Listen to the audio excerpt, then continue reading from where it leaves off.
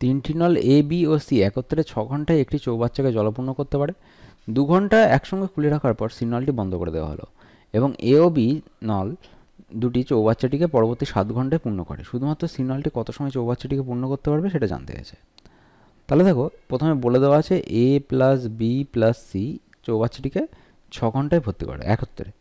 তাহলে এরকমভাবে 6 ঘন্টায় যদি ভর্তি করে তাহলে 1 ঘন্টায় কতটা ভর্তি করবে? 1 ঘন্টায় ভর্তি করবে হচ্ছে 1/6 অংশ। তাহলে 2 ঘন্টায় ভর্তি করবে 1/3 অংশ, কারণ 2/6 হবে এটা, তার মানে 1/3 অংশ ভর্তি করবে। তাহলে 1/3 অংশ যেই ভর্তি হয়ে যাবে তাহলে মোট অংশ তো 1 অংশ জল ধরে, তাহলে 1/3 বাদ দিয়ে দিলে 2/3 অংশ জল পড়ে থাকবে। এবার দেখো আবার বলেছে বাকি জল এ প্লাস বি 7 ঘন্টায় ভর্তি করে দিয়েছে।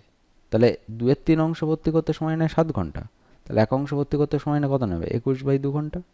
মানে এ প্লাস বি 1 ঘন্টায় 2/21 অংশ ভর্তি করতে পারবে। তাহলে টোটাল 1/6 অংশ ভর্তি করে 1 ঘন্টায় এ প্লাস বি তিনজনে একত্রে, আর এ প্লাস বি একত্রে করে কত? 2/21 অংশ। তাহলে টোটালটা থেকে যদি এ প্লাস বি বাদ দিই তাহলে পড়ে থাকবে কি? শুধু সি, যে একা করবে কাজটা। তাহলে এখান থেকে 6 আর 21 বাদ লসাগু করলে হবে 42, এখানে হবে 7 মাইনাস 4, তার মানে 3/42, মানে হচ্ছে 1/14।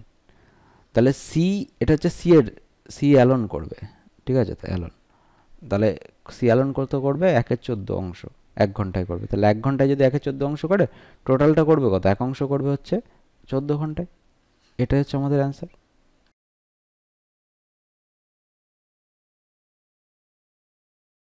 এখানে বলেছে দেখো এ প্লাস বি প্লাস সি পুরোটা ভর্তি করে 6 ঘন্টায়, আর এ প্লাস বি বাকিটা ভর্তি করবে হচ্ছে 7 ঘন্টায়।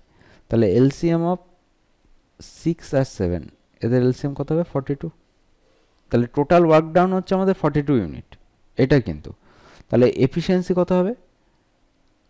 এফিসিয়েন্সি অফ এবিসি একত্রে, এদের তিনজনের একত্রে এফিসিয়েন্সি হবে 42/6, মানে 7 ইউনিট পার আওয়ার। আর এ প্লাস বি এর এফিসিয়েন্সি কত হবে? দেখো 2 ঘন্টা করে তো কাজ হয়ে গেছে, প্রথমে তিনজনে মিলে 2 ঘন্টা একত্রে কাজ করেছে। তাহলে 7 × 2 মানে কত হচ্ছে? 14 ইউনিট কাজ হয়ে গেছে আমাদের, ঠিক আছে? 14 ইউনিট কাজ হয়ে গেছে। তাহলে বাকি কাজ কতটা পড়ে আছে? 42 ইউনিট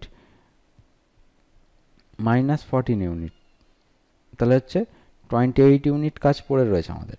এই 28 ইউনিট কাজ কেরা করছে? এ প্লাস বি 7 ঘন্টায় করছে। তাহলে এ প্লাস বি এর এফিসিয়েন্সি কী করে পাবো? 28/7, মানে 4 ইউনিট করে এফিসিয়েন্সি এদের। এ প্লাস বি এর এফিসিয়েন্সি হচ্ছে 4 ইউনিট।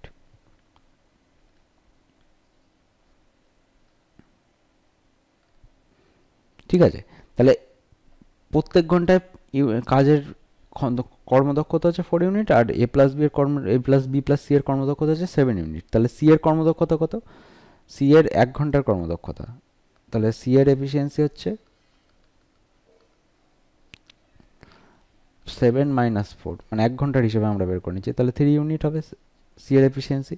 তাহলে সি এর এফিসিয়েন্সি 3 ইউনিট হলে টোটাল ওয়ার্ক ডান মানে 42 ইউনিট।